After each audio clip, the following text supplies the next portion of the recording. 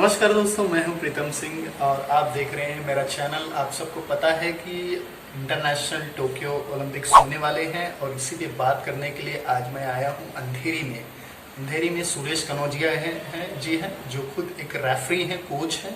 तो चलिए मिलते हैं उनसे और जानने की कोशिश करते हैं कि किस तरीके से इस बार ओलंपिक्स होने वाले हैं और क्या क्या खासियत है। चलिए आइए विजिट करते हैं। तो ये मैं आ चुका हूँ इनके ऑफिस में। ये इनका ऑफिस है अंधेरी में और जस्ट मेरे पीछे सुरेश जी खड़े हैं। हेलो सुरेश जी, कैसे हैं आप? तो ओलंपिक्स के दिन आ चुके हैं, टोक्यो में अनाउंसमेंट हो चुकी है इंटरनेशनल लेवल पे और प्रधानमंत्री जी ने भी संवाद किया है जो खिलाड़ी हैं। आपको मैं एक बार दिखा देता हूँ कि ये सुरेश जी का ऑफिस है जो अंधेरी में स्थित है और ये खुद एक अंतरराष्ट्रीय लेवल पे रेफरी हैं और कोच भी हैं। वो सिखाते हैं लोगों को और इनके जो फैमिली बैकग्राउंड इनका है, फैमिली बैकग्राउंड में इनके बेटे भी अभी इंटरनेशनल लेवल पे चैंपियंस रह चुके हैं। तो सबसे पहले मुझे आप कुछ बताना चाहेंगे कि किस तरीके से आपने शुरुआत की थी और यहाँ तक आप कैसे पहुंचे, कैसे आपने डिसीजन लिया था कि आप एक एज अ एथलीट के तौर पे इंडिया को रिप्रेजेंट करेंगे?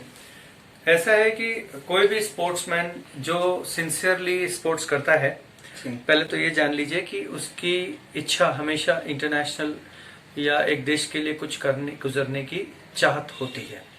और यदि अगर किसी में ऐसी चाहत नहीं है तो वो स्पोर्ट्समैन नहीं है। वो सिर्फ एक फिटनेस या जनरल फिटनेस के हिसाब से स्पोर्ट्स करता है। जूडो एक ऐसा स्पोर्ट है जो कि one of the first martial art introduced in Olympic है। आज यूनेस्को ने इसको डिक्लेयर किया हुआ है कि it is one of the best sports for the small children to be learn and it is played in by 191 countries. 191 देश इसको खेलता है और विश्व में ये सेकंड पॉपुलर स्पोर्ट्स है आफ्टर सॉकर। अब मैंने इसे शुरू किया था एज अ स्पोर्ट्समैन 1985 में, जो आज अगर आप देखें तो 36 साल पूरे हो गए हैं। 36 इयर्स मेरा जो बट आप लगते नहीं है 36 साल का एक्सपीरियंस रहा है इसमें स्पोर्ट्स में। जिस वक्त हमने ज्वाइन किया था हम छोटे थे, हमें नहीं पता था इसके बारे में, लेकिन ग्रेजुअली एजुकेट होते होते पता चला कि इसकी लेवल बहुत हाई है। मैंने देश को रिप्रेजेंट किया है कॉमनवेल्थ में, गोल्ड मेडल मैंने खुद भी लिया है और 1992 से मैंने इंस्टीट्यूट का स्थापित किया था, एजुकेशन स्पोर्ट्स एजुकेशन इंस्टीट्यूट के हिसाब से। और सिंस 1992 मैंने देश में मोर देन 100-150 से ज्यादा नेशनल चैंपियंस या नेशनल लेवल प्लेयर्स मैंने बनाए हैं। वाव, बहुत बड़ी बात है। स्टेट लेवल बहुत छोटा होता है, all India level is a very big thing, जिसमें नेशनल गेम्स, खेलो इंडिया जैसे लेवल पे भी हमारे बच्चे खेले हैं जी। एक चीज, दूसरी चीज 3 से 4 बच्चे ऐसे हैं जिन्होंने देश को रिप्रेजेंट किया है, जिसमें से खुद मेरा बेटा कॉमनवेल्थ मेडलिस्ट रह चुका है 2019 में। मैं आपको कुछ तस्वीरें दिखाता हूँ मेरे कुछ स्टूडेंट्स के यहाँ पर लगे हुए हैं। ये मेरा अपना खुद का कॉमनवेल्थ गोल्ड मेडल का फोटो है, दिस इज वन। और ये मेरे कुछ स्टूडेंट्स हैं जो स्कूल्स में पढ़ते हैं, यहाँ पर हैं, इस तरह से। ये मेरी फैमिली है, मेरी बेटी, मेरी वाइफ, मेरा बेटा, ये खुद कॉमनवेल्थ मेडलिस्ट है जी। और ये मैं, और इस प्रकार से हमारे यहाँ स्पोर्ट्स होता है। तो और अगर आप देखेंगे तो इस पिक्चर में राज्यवर्धन राठौड़ जी हैं जी। तो ये 2019 में जब खेलो इंडिया हुआ था तब हमने, I was one of the technical committee officer who conducted, तो राज्यवर्धन राठौड़ जी हमारे साथ बैठे थे उस वक्त। तो आप देख सकते हैं कि बहुत सारे अचीवमेंट सुरेश जी ने किया हुआ है और फिलहाल मुंबई में रहकर ये जो बच्चे हैं उनको कोच है, सिखाते हैं लोगों को किस तरीके से ट्रेनिंग देते हैं, तैयार करते हैं अगले जनरेशन के लिए। और जैसे मैंने कहा कि जब आपने बताया कि आपने बहुत कम उम्र में शुरुआत की थी, इंडिया को रिप्रेजेंट आपने किया था, लेकिन अगर आपको कोई देखे तो कोई नहीं बोल सकता है कि आज भी आपकी उम्र इतनी ज्यादा है, क्योंकि सबसे बड़ी बात यह है कि सुरेश जी की हेल्थ हमेशा परफेक्ट होती है। तो कुछ और दिखाना चाहेंगे? ये है सुरेश जी का स्टूडियो है। चलिए स्टूडियो भी देखते हैं अंदर से किस तरीके से बच्चों को ट्रेन करते हैं और सिखाते हैं वो। ये जो है ये मेरा एक अपना छोटा सा स्पोर्ट्स स्टूडियो है जी। हालांकि जूडो स्पोर्ट्स के लिए बहुत बड़ी जगह की भी ज़रूरत होती है, लेकिन प्रैक्टिकली इतनी बड़ी जगह बॉम्बे में मिलना एक बहुत मुश्किल होता है। वैसे उतनी बड़ी जगह लेने के लिए स्कूलों में या फिर दूसरी संस्थाओं में हम कर सकते हैं, but at the same time अपनी जगह अपनी होती है और किसी का रोक टोक नहीं होता है। और यदि अगर आप एक सिंसियरली एक टीचर हैं तो आपको रोक टोक बिल्कुल बर्दाश्त नहीं होगा, क्योंकि आपका फोकस होता है कि बच्चों को किस तरह से ग्रूम करना है, किस तरह से हैंडल करना है। क्योंकि बॉम्बे एक ऐसा शहर है जहां पर अगर आप बड़ी जगह पे कहीं किसी और की जगह पे जाते हैं तो आपको घंटे का हिसाब होता है या उससे ज्यादा नहीं होता। और स्पोर्ट्समैन कभी भी घंटे से ट्रेनिंग नहीं करता। स्पोर्ट्समैन जब तक उसका पसीना निकल के शरीर तिलमिलान आ जाए तब तक स्पोर्ट्समैन नहीं कहलाता। तो ये मेरा एक अपना छोटा सा स्टूडियो जिसमें मैंने यहाँ फ्लोर पे मैट्स डाल रखे हैं जो कि ओलंपिक स्टैंडर्ड मैट है, 50 mm डेंसिटी। इसमें कितनी भी जोर से गिरेगा तो उसे लगेगा नहीं। दूसरा, वेंटिलेशन के लिए हमने सारे विंडोज इस प्रकार लगा रखे हैं ताकि वेंटिलेशन की कमी ना हो। और बहुत गर्मी होती है तो एसी में भी हम करते हैं। और यहाँ पर कुछ हमने वेट सेक्शन लगा रखे हैं। ये वेट सेक्शन खास करके सिर्फ उन्हीं बच्चों के लिए, जिम नहीं है, मैं आपको बता दूं, ये जूडो इंस्टीट्यूट है। ये वेट सेक्शन हमने उन बच्चों के लिए लगा रखे हैं जो बच्चे हमारे बहुत हार्ड वर्किंग और नेशनल लेवल पहुंच जाते हैं और वो आगे की तैयारी करते हैं, तो उनकी एक special training, strength training related develop कर की जाती है जो कि यहीं होती है, राइट। ये हैलो पुली मशीन साथ में लगी हुई है। ये छोटे बच्चों के लिए रेपलिंग बार्स लगे हुए हैं। यहाँ पर रोप क्लाइंबिंग वगैरह सारी चीजें करवाते हैं। तो इससे क्या होता है कि ये आप देख लीजिए, इससे आपको अंदाजा आ जाएगा। नहीं बिल्कुल, बोलिए, आप बता दीजिए। किसी ने मुझे कहा था कि इतनी छोटी जगह में आप कभी भी नेशनल प्लेयर तो जिंदगी में छोड़ो, बॉम्बे का प्लेयर भी नहीं बना पाओगे।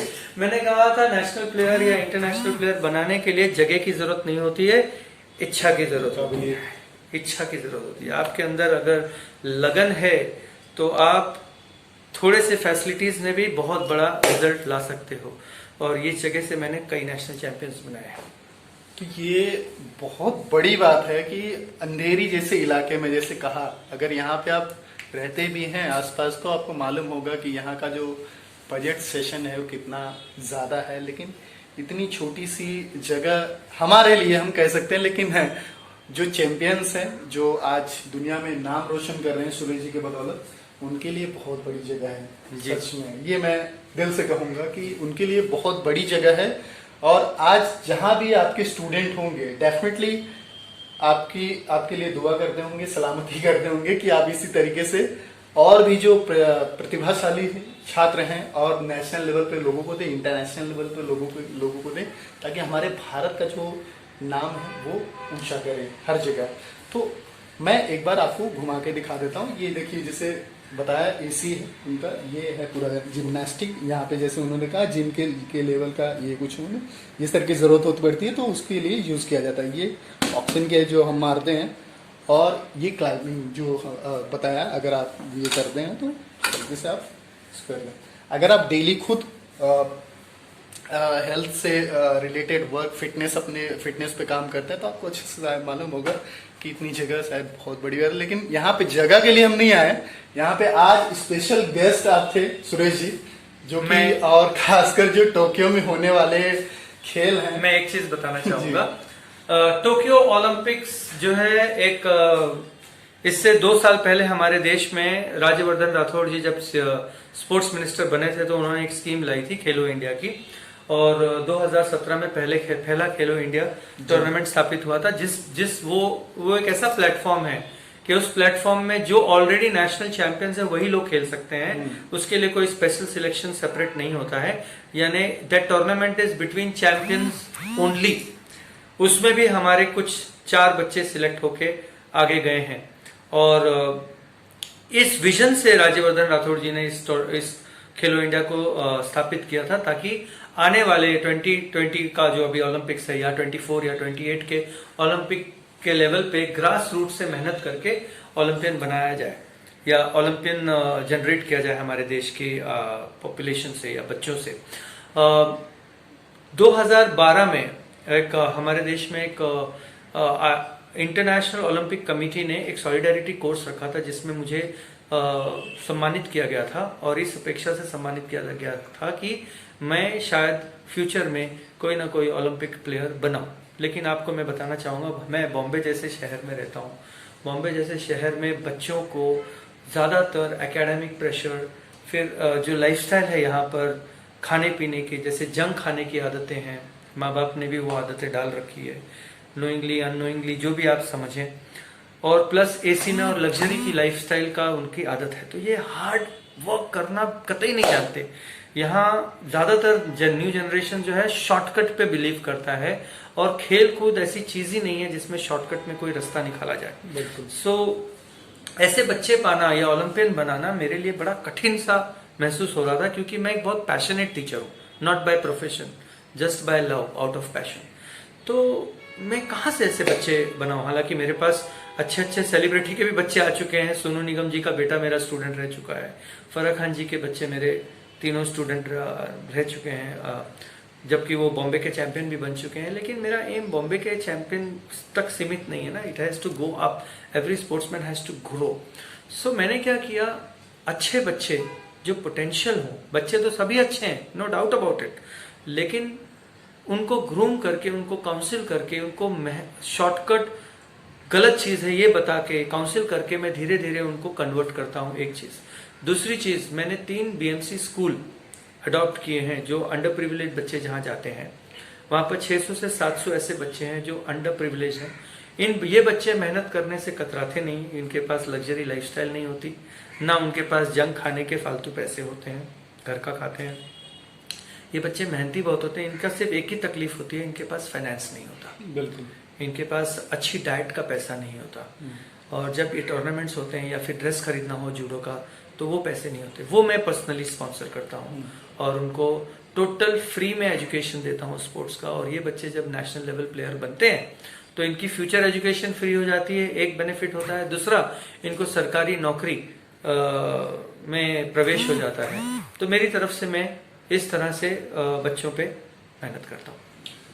तो मेरा मकसद यही था। पहला तो टोक्यो था जो आपके इसके बारे में बताना था। दूसरा, बेहतर अनुभव है आज के समय का।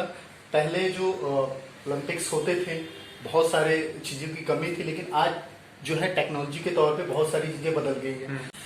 देखिए, जब मैंने जब जूडो ज्वाइन किया था तब हमारे देश से उस वक्त इंटरनेशनल कोई खिलाड़ी नहीं जाता था जूडो में। और धीरे जब मैं बहुत ही छोटा था तब 1986 में सबसे पहले सियोल एशियन चैंपियनशिप हुआ था। मैंने शुरू किया था 85 में, when India was not participating at international in judo. 86 में सियोल एशियन चैंपियनशिप में हमारे इंडिया के 4 लोग पार्टिसिपेट किए थे, और मेरे छोटे होने के कारण मैं उस वक्त इंटरनेशनल लेवल पे जाना मेरे लिए मुमकिन नहीं था, और फाइनेंशियल स्ट्रेन्स जैसे बहुत सी चीज़ें थी।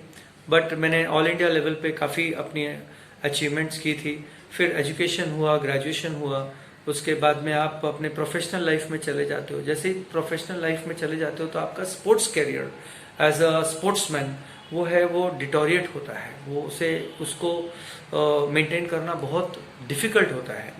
तो मैं अपने प्रोफेशनल स्पोर्ट्स करियर की बात कर रहा हूँ। तो मैंने उसके बाद इसको मैं किस तरह से कंटिन्यू रखूँ अपने प्रोफेशन को स्टार्ट करते हुए। जब एजुकेशन होने के बाद 93-94 में मेरा एजुकेशन कंप्लीट हुआ था, तो मैंने ये सोचा कि अब मेरे लिए खुद स्पोर्ट्स लगातार खेलना एक बहुत डिफिकल्ट हो रहा था, जिम्मेदारियां बढ़ रही थी, फैमिली को भी संभालना होता है। तो मैंने जूडो सिखाना शुरू किया ताकि मैं इस स्पोर्ट्स से जुड़ा रहूं, इससे कभी छूटूं नहीं। मैंने कभी भी फीस को अहमियत नहीं दी। मैंने बहुत बच्चों को फ्री में ही ज़्यादातर जूडो सिखाया है, और कोशिश की है कि कोई डिप्राइव ना हो और हर बच्चा अच्छी तरह से सीखे। तो बस इसी तरह से मैंने इस आर्ट को अभी तक सस्टेन रखा है, और मैं हमेशा ये चीज़ सिखाता हूँ कि आप कोई भी सब्जेक्ट लाइफ में लो, उसमें आपके बेस्ट पोटेंशियल तक बेस्ट शॉट दो। ये नहीं कि आपने थोड़ा ये भी सीखा, थोड़ा वो भी सीखा, थोड़ा वो भी सीखा, जैक ऑफ ऑल ट्रेड रह गए, master of nowhere. So I always believe master of one is always best. मेरा आखिरी सवाल ये रहेगा कि अगर आपके इंस्टीट्यूट से किसी को जुड़ना है, साइड अगर कोई बाहर रहता है, खासकर मुंबई के बाहर, तो कैसे आपसे कांटेक्ट कर सकता है और किस तरीके से आपसे मिल सकता है वो सजेशन के लिए? देखिए, अगर किसी को मुझसे जुड़ना है तो सिंपल है, मेरा नाम आप गूगल में टाइप कर दीजिए, मेरा नंबर आपको कांटेक्ट वहाँ पर मिल जाएगा। यूट्यूब में भी मेरे काफ़ी वीडियोस हैं जूडो रिलेटेड, और मुझसे संपर्क कर सकते हैं। मेरे से जो सहयोग बनेगा मैं उसे करने की कोशिश करूँगा। और इस बार जैसे टोक्यो ओलंपिक है, पहली बार ऐसा हुआ कि प्रधानमंत्री जी ने जो प्रोत्साहन दिया अपने जितने ओलंपियंस जा रहे हैं हमारे देश से, जिसमें जूडो की भी एक हमारी स्टूडेंट रही है ऑल इंडिया के कैंप से, सुशीला जी, जो मणिपुर से हैं, अंडर 48 kg में इंडिया को रिप्रेजेंट करेंगे, and we are expecting a lot out of her, and of course other athletes also. तो प्रधानमंत्री का प्रोत्साहन भी उन्हें काफ़ी एनकरेज किया है, विच इज़ वेरी अपलॉडेबल। बिल्कुल, शुक्रिया सर। और जैसा मैं आपने बताया कि अगर आपके सुरेश जी को अगर आप कांटेक्ट करना चाहते हैं, इस इंस्टीट्यूट से जुड़ना चाहते हैं या उनसे कुछ सीखना चाहते हैं, आपके इंस्टीट्यूट में क्या क्या ट्रेनिंग दी जाती है, तो आप उनसे जुड़ के उनके साथ रहकर उनसे सीख सकते हैं। ये सारी जो मैंने आपको स्टूडियो दिखा दिया है, ये अंधेरी में स्थित है। कभी भी अगर आपको आना है तो आप अपॉइंटमेंट लेके आप मिलके बात कर सकते हैं। तो सर खुद सजेशन देंगे कि आपका वो लेवल है कि नहीं है, क्योंकि इसमें बुद्धि और मेहनत दोनों चाहिए होता है, राइट सर? बिल्कुल बिल्कुल। बुद्धि और मेहनत दोनों चाहिए। अगर आप में मेहनत करने की लगन है तो डेफिनेटली आप, ऐसा नहीं है कि आप सिर्फ इंटरनेशनल लेवल पे ही जाओ तो ही आपका नाम रोशन हो। भारत स्टेट लेवल पे भी अगर आप खेलते हैं, नेशनल लेवल पे भी अगर आप खेलते हैं तो डेफिनेटली आप नाम रोशन करते हैं। और कहीं ना कहीं स्पोर्ट का जो सर आज फ्यूचर है, मुझे लगता है बहुत अच्छा है, पहले से बेहतर है। बिल्कुल। आज स्पोर्ट्समैन को नौकरी भी दी जा रही है, कहीं कहीं सरकारी नौकरियां ही उपलब्ध है और बहुत सारी फैसिलिटीज है। पहले के जैसे नहीं है कि बहुत कम सैलरीज में चलता था, लेकिन आज बहुत ज़्यादा फैसिलिटी है उनके लिए। और बस आखिरी में यही कहना चाहूँगा, आज ये वीडियो सिर्फ ओलंपिक और सर से मिलाना था खासकर, क्योंकि सर खुद एक चैंपियन है हमारे लिए और इस देश के लिए। तो चलिए बने रहिए चैनल पर और कुछ नए वीडियोस को देखने के लिए। और खासकर अगर सर का कुछ टिप्स आपको जानना है तो इस वीडियो पे कमेंट्स जरूर करिएगा। सर फ्री टाइम में जरूर आप रिप्लाई दीजिएगा इनको, क्योंकि ट्रेनिंग कुछ भी आपको फिटनेस रिलेटेड अगर आपका सवाल है तो आप मुझे इस वीडियो पे कमेंट कर सकते हैं, सर उसका रिप्लाई देंगे। आपका जो भी रहेगा, कहीं से भी हो, आप पूरे इंडिया में कहीं से भी हो, अगर आपको कोई सजेशन चाहिए। चलिए तब तक के लिए नमस्कार, मुझे और सर को दीजिए इजाजत। धन्यवाद।